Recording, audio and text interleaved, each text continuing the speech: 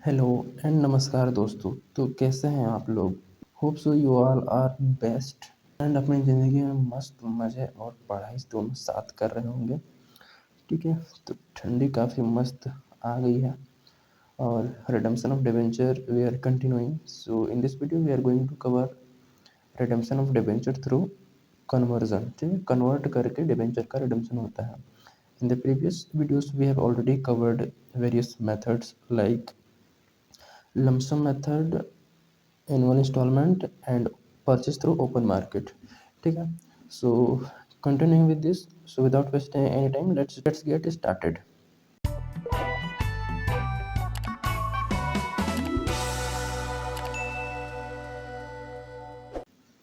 सो conversion method में क्या होता है कि कंपनी जो है वो रिडेम्पशन करती है डिबेंचर्स का थ्रू कन्वर्ट करके न्यू शेयर या डिबेंचर में नए सिक्योरिटीज़ में कन्वर्ट कर देती है पुराने सिक्योरिटीज़ को। ठीक है, पुराने जो डिबेंचर है उसको नए शेयर में, प्रेफरेंस शेयर, इक्विटी शेयर जो भी है, या फिर नए डिबेंचर में ही कन्वर्ट करके दे देती है।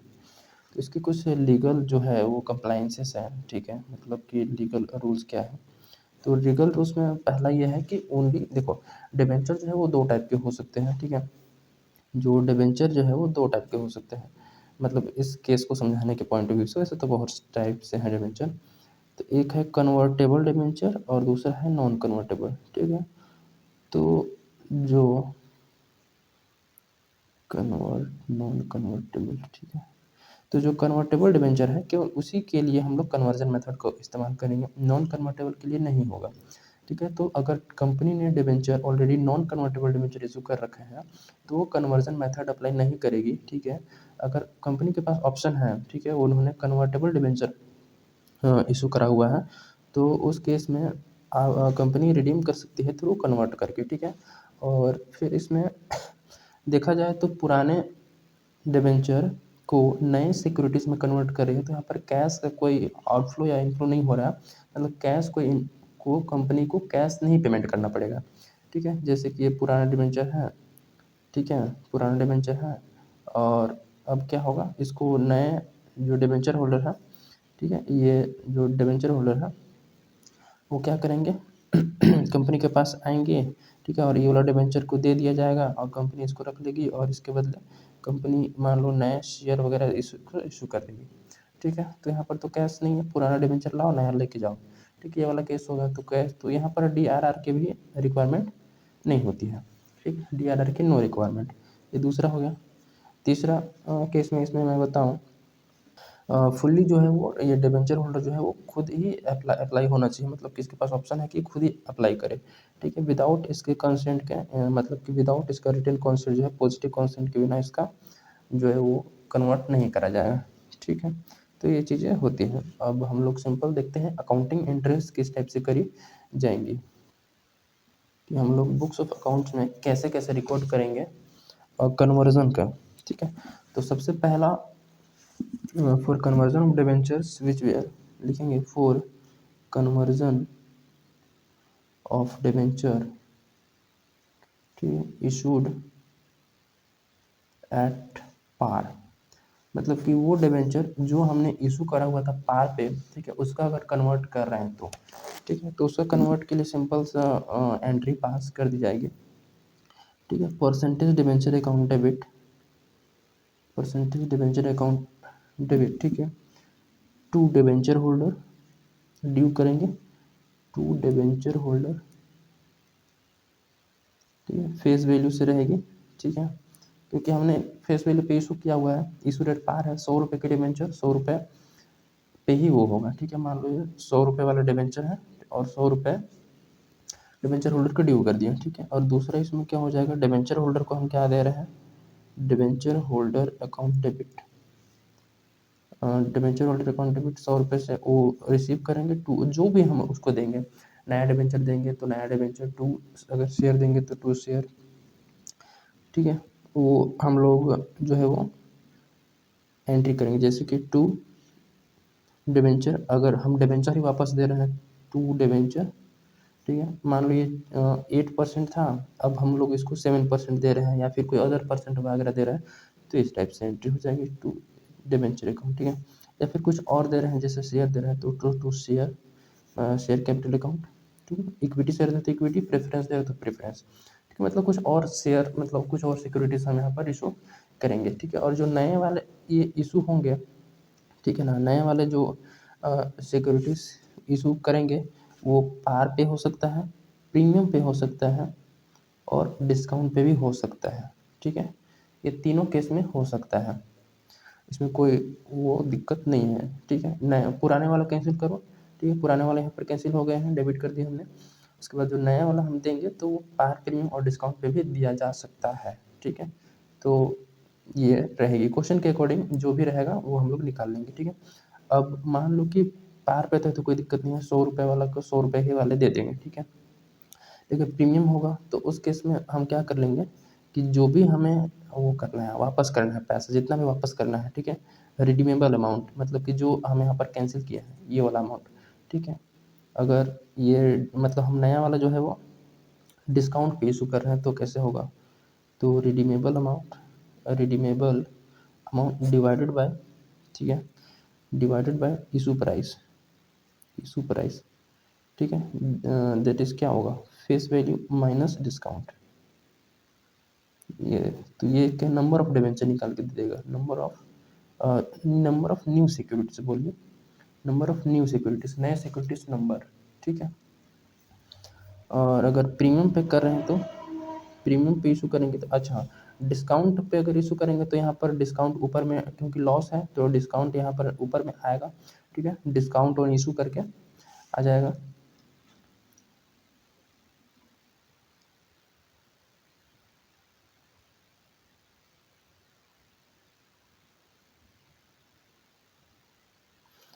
अगर प्रीमियम पे करेंगे तो प्रीमियम पे करना है तो क्या होगा, रिडीमेबल अमाउंट कितना हमें वापस करना है, ठीक, कन्वर्जन के थ्रू, वो डिवाइड बाई इशू प्राइस में क्या होगा, फेस वैल्यू प्लस कर लेंगे प्रीमियम का अमाउंट। तो यहाँ पर नीचे में एक और आ जाएगा, टू सिक्योरिटी प्रीमियम रिजर्व करके, ठीक है, टू सिक्योरिटी प्रीमियम रिजर्व करके, सिंपल, कोई दिक्कत तो नहीं होना चाहिए यहाँ तक, ठीक है। उसके बाद अगर यहाँ पर तो जो इशू किए थे पार पे वो वाला था, लेकिन दिक्कत कहाँ आती है, जब हम ओरिजिनली जो पहले वाले डिबेंचर हम डिस्काउंट पे इशू कर दिए हैं उसको हमें रिडीम करना है, उसको हमें कन्वर्जन के थ्रू वो करना है, तो उसका एंट्री में थोड़ा सा समझने वाली बात है, ठीक है। Cash making for conversion of debenture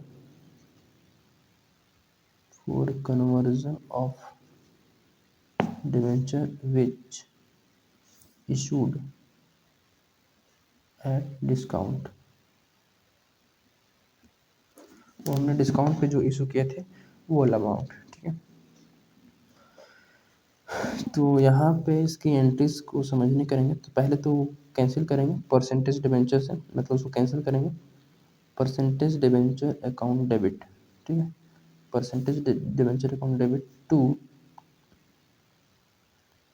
discount on issue of debenture, ठीक है। इसमें होगा विथ अनरिटेन अमाउंट, इसको समझाने की कोशिश करते हैं अभी थोड़ी देर में।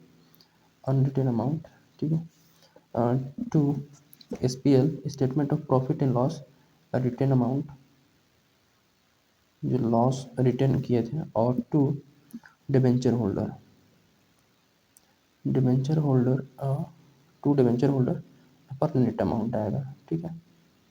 ये कुछ टाइप से मतलब ये एंट्रीज वगैरह होती है, तो इसको समझाने की कोशिश करते हैं। लेट सपोज कि हमने जो डिबेंचर जो इशू करा था वो 100 रुपये का था, ठीक है, लेकिन उसको हमने इशू करा था 90 पे, ठीक है। लेट सपोज कि यहाँ पर एग्जांपल लेते हैं कि जो डिबेंचर था हमने इशू करा था ₹100, ठीक है, मतलब का 100 का डिबेंचर था, उसको इशू हुआ था ₹90 पे, ठीक है, यानी कि डिस्काउंट था 10 रुपये का, ठीक है। तो इसको क्या करना होता है, लेट सपोज कि 4-5 ईयर था, ठीक है, 5 ईयर। तो अगर ये डिबेंचर मेरे पास 5 साल रहता, ठीक है, तो 5 साल के बाद मुझे इसको 100 रुपये वापस करने पड़ते, ठीक है, 100 रुपये वापस करने पड़ते। लेकिन लेट सपोज कि जो कन्वर्जन हो रहा है, कन्वर्जन हो रहा है वो 3rd ईयर में हो रहा है, कर्ज कन्वर्जन जो है वो थर्ड ईयर में कन्वर्जन हो रहा है, ठीक है। मतलब तो अब यहाँ पर ये दिमाग से सोचा जाता है, ठीक है, कि अब देखो आपने जो है मतलब पब्लिक ने कंपनी को 90 रुपये दिए, ठीक है, 90 रुपये दिए, अगर 5 साल कंपनी के पास रह जाता, ठीक है, 5 साल के लिए वो अगर वो पूरा अमाउंट यूटिलाइज करता तो वो 100 रुपये उसको वापस करता 5 साल के बाद। लेकिन वो 3 साल में ही वापस कर रहा है, 3 साल में ही उसको कन्वर्ट कर रहा है, ठीक है। तो पूरा फ़ायदा अभी तक लिया नहीं है, तो इसलिए जो है 90 वाला जो डिबेंचर है 90 पे मतलब 100 वाला डिबेंचर 90 रुपये कंपनी के पास है, उसको 90 रुपये का ही वैल्यू को वापस करेगी, ठीक है। 100 रुपये उसको वापस नहीं करेगी, 90 रुपये ही वापस करेगी, ठीक है। 90 रुपये क्योंकि आपने अभी तक आपका पूरा ड्यूरेशन ख़त्म नहीं हुआ है, मैच्योरिटी के बाद हम आपको पूरा पैसा वापस करते ये 100 रुपये। मैच्योरिटी डेट आई नहीं है, ठीक है, आप बीच में ही कन्वर्ट करा रहे हैं, तो बीच में तो अगर 90 दिया है तो 90 की ही हम कुछ नया चीज़ इशू करेंगे, ठीक है। 90 की ही आपको नया चीज़ इशू करा जाएगा, जो भी शेयर डिबेंचर नया दिया जाएगा वो 90 के वैल्यू के बराबर ही दिया जाएगा, ठीक है। तो हमने बुक में लायबिलिटी 100 से क्रिएट करी थी क्योंकि हमें 5 साल बाद वापस करना था, तो 100 से यहाँ पर कैंसिल करेंगे, ठीक है। इस एंट्री में डिबेंचर तो 100 रुपये से कैंसिल होगा, ठीक है, और 90 रुपये जाएगा डिबेंचर होल्डर में, ठीक है। अब ये 10 रुपये का क्या लफड़ा है, जो डिस्काउंट हुआ था ये हम लोग एज्यूम करते हैं कि अगर ये 5 साल के लिए है, ठीक है, तो 10 रुपये का जो लॉस हुआ है वो 5 साल में डिवाइड कर लेते हैं, ठीक है। हर साल 2 रुपये राइट ऑफ होगा, हर साल 2 रुपये राइट ऑफ हो, कहाँ से, SPL से। कैसे, SPL को डेबिट करा जाएगा, ठीक है, to discount a entry pass करेंगे हर साल, ठीक है, टू डिस्काउंट ऑन इशू, और 2 रुपये हर साल हम प्रॉफिट से पैसा कम करते जाएंगे, और 5 सालों में हमारा जो डिस्काउंट है वो बुक से गायब हो जाएगा, ठीक है।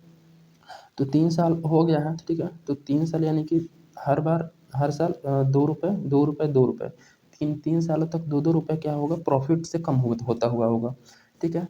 तो अब हम क्योंकि 100 रुपये वापस करते तो एक्चुअल में लॉस होता, ठीक है। यहाँ ध्यान से सोचोगे, अगर आपने 90 रुपये किसी से लिए हैं, ठीक है, उसको 5 साल के बाद अगर आपको 100 रुपये वापस कर रहे हैं, ठीक है, तो 5 साल के बाद आपका ये 10 रुपये का लॉस होगा ना, हकीकत में 90 लिए हैं 100 वापस कर रहे हैं तो 10 रुपये लॉस हो रहा है, लेकिन 5 साल के बाद।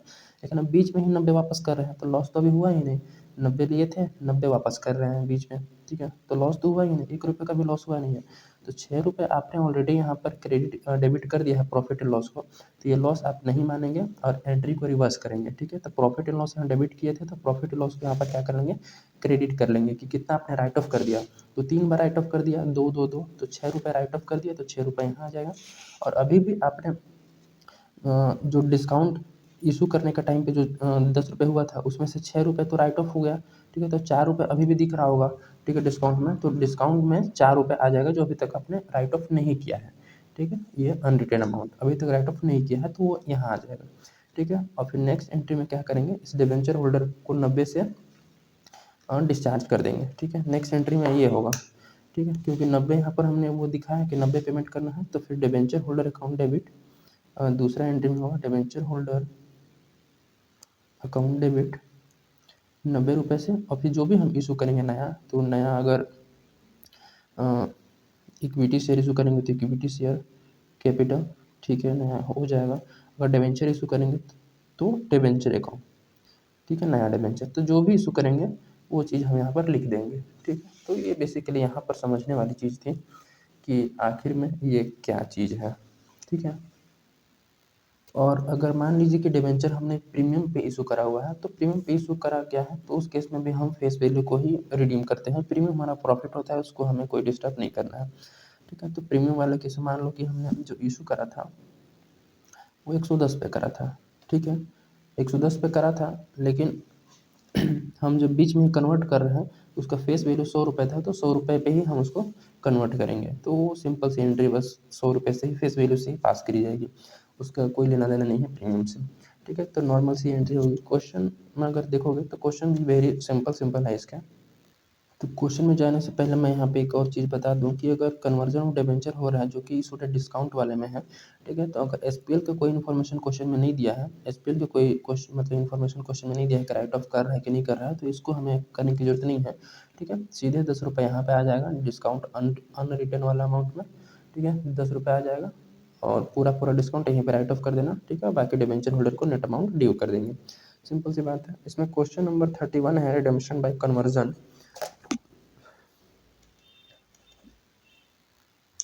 क्वेश्चन नंबर 31 में क्या बोला, record the necessary journal interest in the books of company in the following cases for redemption of 1012% debenture 10 रुपये वाले, जो कि पार पे इशू किया गया है। तो पार पे इशू करने वाला बहुत सिंपल है, इसमें कोई लोचा लफड़ा होता नहीं है, ठीक है।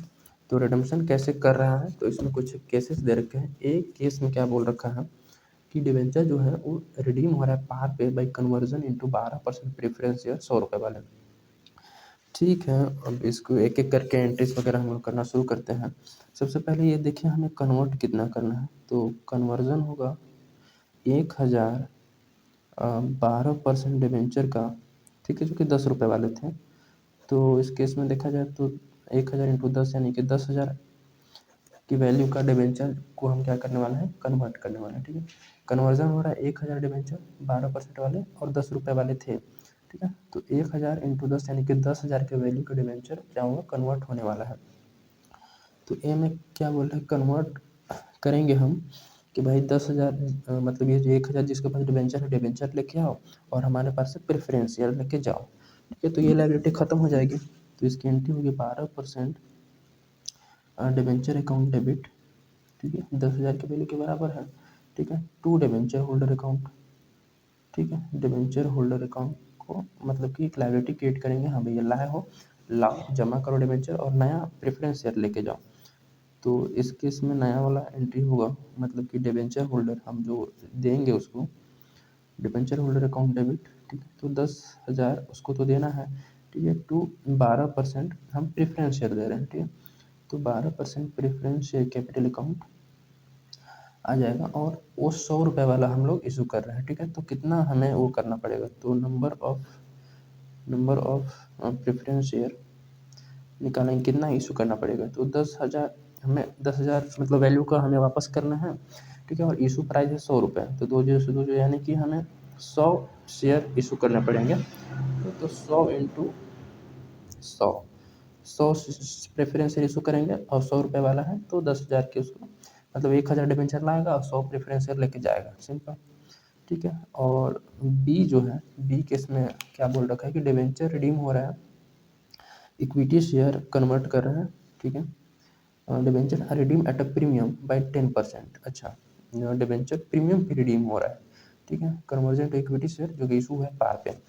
तो अभी तक हम क्या देख रहे थे कि डिबेंचर 10,000 की वैल्यू को है तो 10,000 की रिडीम करना है, लेकिन इस बार क्वेश्चन बोला है कि 10,000 नहीं 10,000 पे 10% प्रीमियम के साथ वापस करना है, ठीक है। तो इसमें पहला एंट्री होगी ड्यू करने की कि 12% डिबेंचर अकाउंट डेबिट, वो तो हम देंगे कि ये डिबेंचर हमें कैंसिल करना है, इसके साथ साथ प्रीमियम भी हम प्रीमियम पे रिडीम कर रहे हैं, तो प्रीमियम ऑन रिडम्पशन इसको भी लिखेंगे, premium on redemption account debit, वो कितना है 10% ना, तो 10,000 की वैल्यू को डिबेंचर को हमें रिडीम करना है और 10% प्रीमियम है, तो 1,000, ठीक है, टू डिबेंचर होल्डर, ये हो जाएगा टू डिबेंचर होल्डर अकाउंट, ठीक है।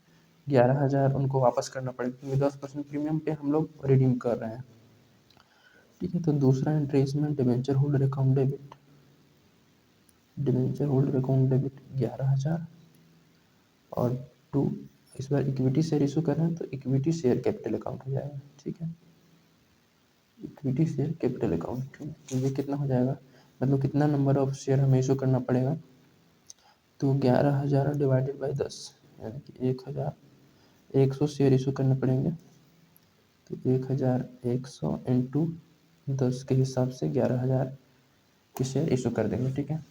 उसके बाद debentures redeem at a premium 10% conversion to equity share issued at 25% premium पे। तो नेक्स्ट में क्या बोला है कि 10% प्रीमियम पे तो रिडीम कर रहे हैं, लेकिन जो इशू करेंगे वो 25% प्रीमियम पे इशू करेंगे, ठीक है। तो इसमें सी में भी कोई इशू नहीं है कि 12% डिवेंचर अकाउंट डेबिट, 12% डिवेंचर तो कैंसिल होगा 10,000 वाला, ठीक है। इसके साथ प्रीमियम का भी पैसा वापस करेंगे तो मतलब प्रीमियम ऑन रिडम्पशन कंपनी के लिए लॉस है क्योंकि एक्स्ट्रा पैसा दे रही है 10% यानी कि 1,000, टू डिवेंचर होल्डर को हमें टोटल 11,000 वैल्यू का सिक्योरिटी नया सिक्योरिटी ऑफर करना पड़ेगा, ठीक है। तो इसकी अगली एंट्री होगी डिवेंचर होल्डर अकाउंट डेबिट,